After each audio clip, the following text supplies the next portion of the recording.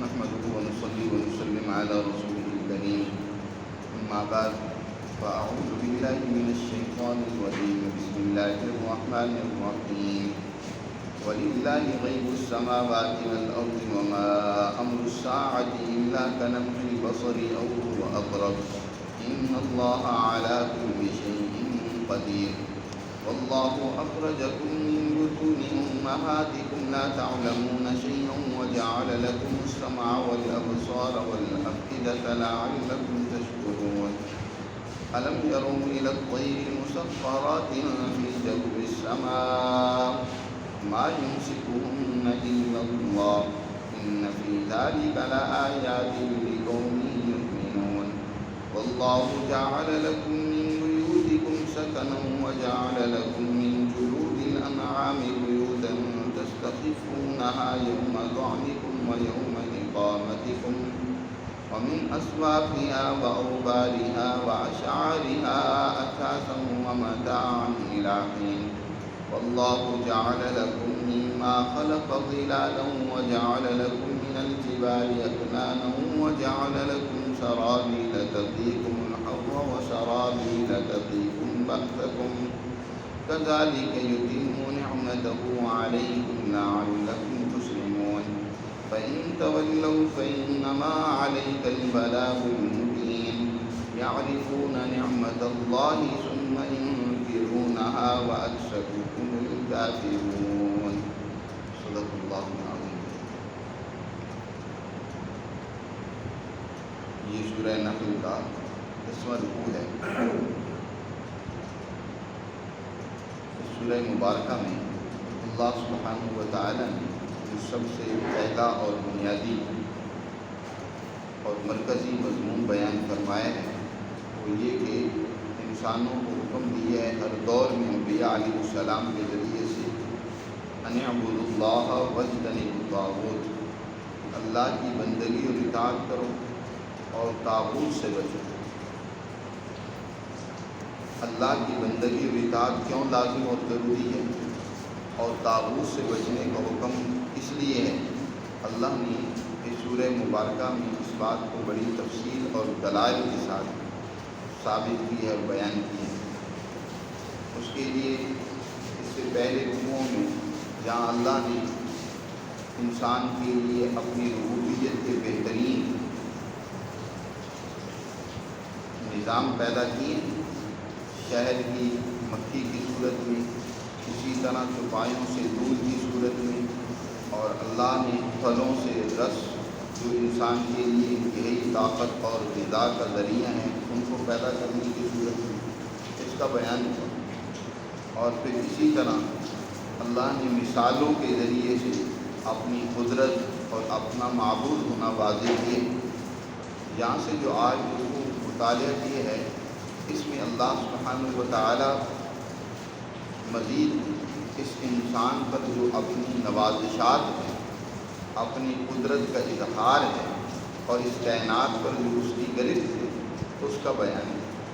اللہ تعالیٰ ارشاد فرماتے ہیں کہ دیکھو وَلِلَّهِ غَيْبُ السَّمَاوَاتِ وَالْأَرْضِ، آسمانوں زمین میں جس قدر بھی چھپی ہوئی چیزیں ہیں ان سب کا علم اللہ ہی ہے.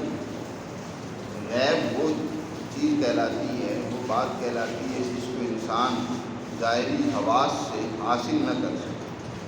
تو آسمان میں کوئی چیز یا کوئی علم چھپا ہوا ہے یا زمین میں اور اس کائنات میں، اس کا علم اللہ ہی ہے. وما امر الساعة الا كلمح البصر او هو اقرب، اور آنے والی گھڑی، ساعہ اس گھڑی کو کہتے ہیں جو عام ترین ہو، اور وہ آنے والی گھڑی قیامت کی بھی ہو سکتی ہے. اور اسی طرح دنیا میں بھی ظالم قوموں کو جو سزا دی جاتی ہے ان کی سزا کی گھڑی بھی ہو سکتی ہے. جیسے کہ نبی کریم صلی اللہ علیہ وسلم کے مقابلے میں جو اس وقت کے مکہ کے مشرکین تھے جنہوں نے ظلم و زیادتی کا بازار گرم کر رکھا تھا، کمزور اور ضعیف مسلمانوں پر بھی وہ ظلم و زیادتی کر رہے تھے، ان کے لیے قرآن میں بدر کی گھڑی مقرر کی تھی. تو وہ آنے والی جو گھڑی ہے وہ بہت قریب ہے، وہ گھڑی کوئی دور نہیں ہے بلکہ یوں قریب سمجھو جیسے کہ آنکھ جھپکنی ہے. انسان آنکھ جھپکتا ہے تو اس کے جھپکنے میں کتنی سی دیر ہوتی ہے. اللہ کلمح البصر، وہ آنے والی گھڑی اتنی قریب ہے جیسے کہ آنکھ کا جھپکنا.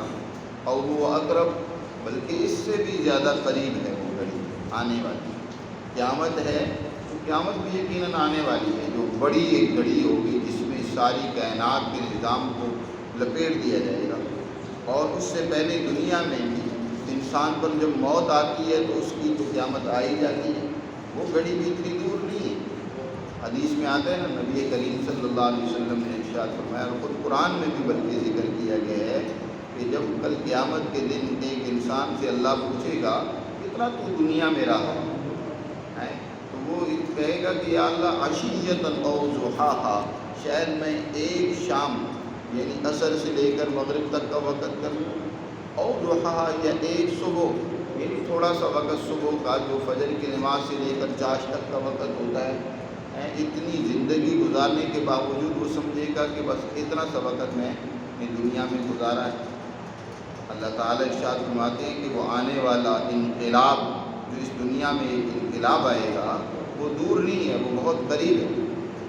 جی، اب وقت متعین تو اللہ ہی کو معلوم ہے، لیکن وہ آنے والی گھڑی جو اہم ترین ایک تبدیلی اور انقلاب پیدا کرے گی وہ بہت قریب ہے. ان اللہ علی کل شیء قدیر، اور اس گھڑی کو لانا کوئی اللہ کے لیے مشکل نہیں ہے. بے شک اللہ ہر چیز پر قدرت رکھنے والا ہے. واللہ اخرجکم من بطون امہاتکم لا تعلمون شیئا، دیکھو اللہ وہ ذات ہے جس نے تمہیں ماؤں کے پیٹوں سے اس طرح نکالا کہ تم کچھ بھی نہیں جانتے تھے. ایک بچہ جو دنیا میں آتا ہے تو وہ ظاہر مطلق ہوتا ہے، یہاں تک کہ جس ماں کے پیٹ میں اس نے 9 ماہ گزارے ہیں اس کو بھی وہ نہیں جانتا ہوتا. لا تعلمون شیئا، لیکن اس نے تمہیں علم اور تمہیں دنیا کی معلومات حاصل کرنے کی صلاحیتیں عطا کی ہیں.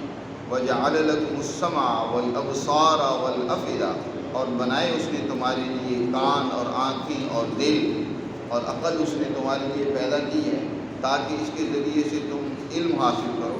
لعلکم تشکرون، اور اس علم سے فیض حاصل کر کے اس کا شکر کرو. لعلکم تشکرون، اور تاکہ تم اس کے شکر گزار بندے بنو.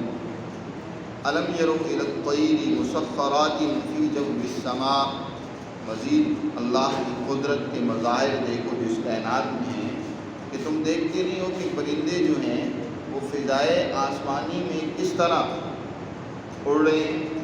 حالانکہ زمین کے اندر کشش ثقل ہے کہ آپ کوئی بھی وزنی اور بھاری چیز جب فضا میں اس کو پھینکیں گے، فضا میں اس کو اڑائیں گے تو وہ یقیناً زمین کی طرف گرے گی، زمین اس کو اپنی طرف کھینچ لیتی ہے.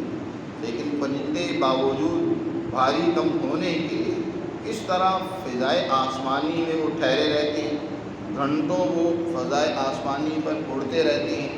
تو کس نے، کون سی ذات ہے جس نے پرندوں کو اس طرح پر دے کر پیدا کیا ہے کہ ان کے ذریعے سے وہ اس فضائے آسمانی میں باوجود وزنی ہونے کے ٹھہرے ہوئے. دیکھیں اتنے نہیں لوگ کہ لطیر پرندوں کی طرف کی مسخرات فی جو السماء، کہ آسمان میں، آسمان کی فضا میں وہ اللہ کے حکم کی تابع رہتے ہوئے وہ اڑتے ہیں. ما یمسکہن الا اللہ، ان کو نہیں روک رکھا ہے مگر اللہ نے. یہ ان کا وہاں ٹھہرا رہنا یہ اللہ کی اسی قانون اور اس کی تخلیق کے نتیجے میں. ان فی ذلک لآیات لقوم یؤمنون، بے شک اس میں بھی یقیناً نشانیاں ایسی قوم کے لیے جو ایمان سے کام لیتی ہے. مومن قوم کو چاہیے اس میں بھی غور و فکر کرے. اس میں بہت بڑی آیت ہے، آیت دلیل ہوتی ہے مزید رہنمائی کے لیے. تو تمہیں اس سے رہنمائی لے کر فضائے آسمانی میں ایسی چیزیں اڑانی چاہیے جن سے تم فائدہ حاصل کر سکو. یعنی قوم یؤمنون فرمایا کہ ایمان والی قوم کے لیے اس سے بھی بڑی رہنمائی ہے، نشانی ہے اس کے لیے. اللہ نے تو یہ فرمایا کہ ایمان والی قوم اور جماعت اس سے رہنمائی لیتی ہے. لیکن افسوس ہے کہ آج کے ایمان والے نے سوائے پتنگیں اڑانے کے کچھ نہیں کیا. دنیا کی دوسری قوموں نے تو فضائے آسمانی میں پتہ نہیں کیا کچھ چیزیں اڑا دی.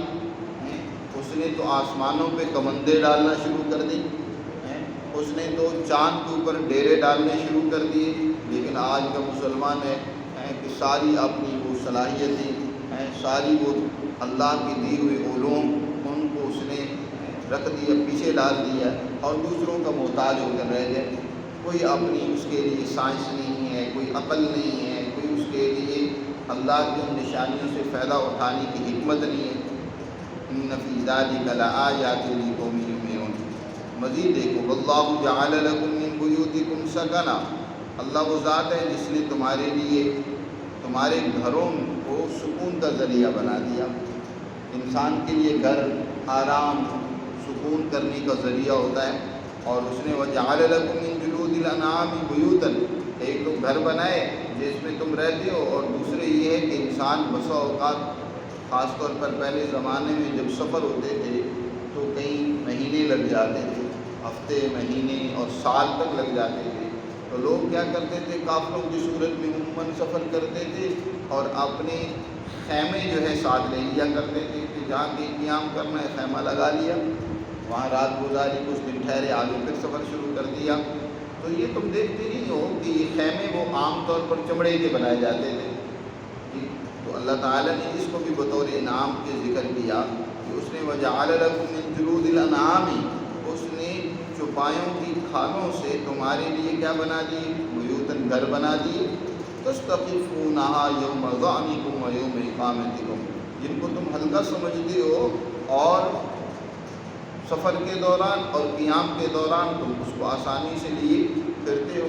آسانی سے انسان خیمہ جو ہے اس کے لیے کوئی زیادہ مشقت، گھر کو تو دیواروں سمیت اینٹوں سمیت اٹھانا بڑا مشکل ہوتا ہے، لیکن یہ ایک چھوٹا سا گھر ہی سمجھو، اس کو تم آسانی سے اپنی سواری پر لاد کر ساتھ لیے پھرتے ہو۔ اور پھر دوسرا، اس سے مراد بسترے اور ضرورت کا سامان جو آپ سفر میں ساتھ لے جاتے ہیں۔ پہلے دور میں زیادہ تر بستر وغیرہ بھی کھجور اس کی جہاں کھجور کی چھال کے بنتے تھے، اسی طرح بسترے جو ہیں وہ جانوروں کی کھال سے بھی بنائے جاتے تھے، تو بسترے ہو گئے، یا اسی طرح لباس بھی ان سے بنایا جاتا تھا۔ یا جیسے آج کل آپ دیکھتے ہیں سردیوں میں لوگ کوٹ جرسیاں اس کی بنی ہوتی ہیں، انسان اس کو اپنے ساتھ لیے جاتا ہے۔ ومن اصوافها واوبارها واشعارها اساسا ومتاعا الى حین، اور دیکھو ان چوپایوں کی اونوں سے، ان کی روحوں سے اور بالوں سے تمہارے لیے اساسا بڑا سامان، ومتاعا اور فائدہ اٹھانے کا ان میں ذریعہ ہے، الى حین ایک وقت تک کے لیے کہ تم ان سے فائدہ اٹھاتے ہو۔ یہ جو اللہ نے جیسے بال، جان چوپایوں کے بال بنائے ہیں، ان بالوں سے بھی کیا بنتے ہیں، لباس بنتے ہیں، یا جو اسی طرح ان کی اون ہوتی ہے اس کو بھی کام میں لایا جاتا ہے، اور اس سے بھی اسی طرح بہت ساری چیزیں بنتی ہیں، اور جلد ہے اس کی، اس سے بہت ساری چیزیں بنتی ہیں۔ واللہ جعل لکم مما خلق ظلالا وجعل لکم من الجبال اکنانا۔ اس پر مزید یہ ہے کہ اگر کسی کے پاس کوئی خیمہ نہیں ہے گرمی سردی سے بچنے کے لیے، تو تم گرمی کے اندر دیکھتے ہو کہ اللہ نے جو بھی مخلوقات پیدا کی ان کا ساتھ سایہ بھی بنا دیا۔ درخت ہیں تو ان کے سائے میں تم پناہ لے سکتے ہو سفر کے دوران، یا عام حالت میں بھی آج بھی لوگ دیہاتوں میں درختوں کے سائے میں گزارا کرتے ہیں۔ یا ہم بھی دیکھتے ہیں کہ جب بازار میں دھوپ میں جانا ہوتا ہے تو دیواریں ہیں ان کے سائے میں گزرتے ہیں تاکہ دھوپ کی تپش سے بچ جائے۔ تو اللہ نے فرمایا دیکھو اس نے تمہارے لیے مما خلق، جو اس نے پیدا کیا، جس قدر اس کی مخلوقات ہیں ان کے سائے بنائے اس نے۔ وجعل لکم من الجبال اکنانا، اور تمہارے لیے اس نے پہاڑوں سے بھی رہنے کی جگہ بنائی۔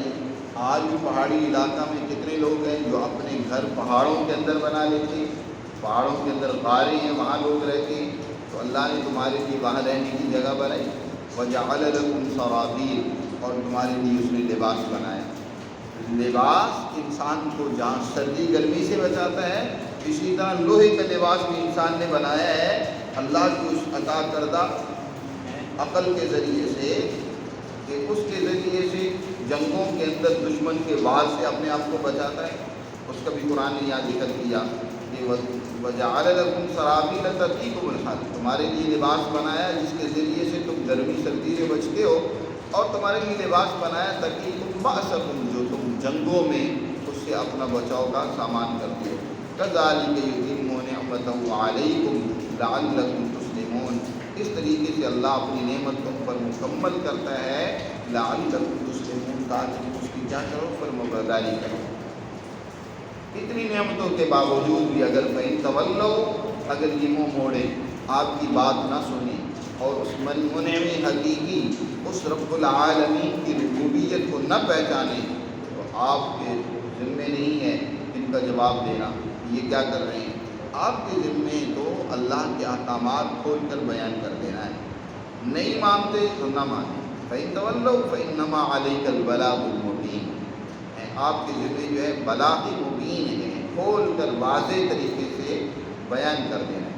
یعرفون نعمت اللہ ثم ینکرونها، ان کا حال یہ کہ اللہ کی نعمتوں کو پہچانتے ہیں لیکن اس کے باوجود پھر انکار کرتے ہیں۔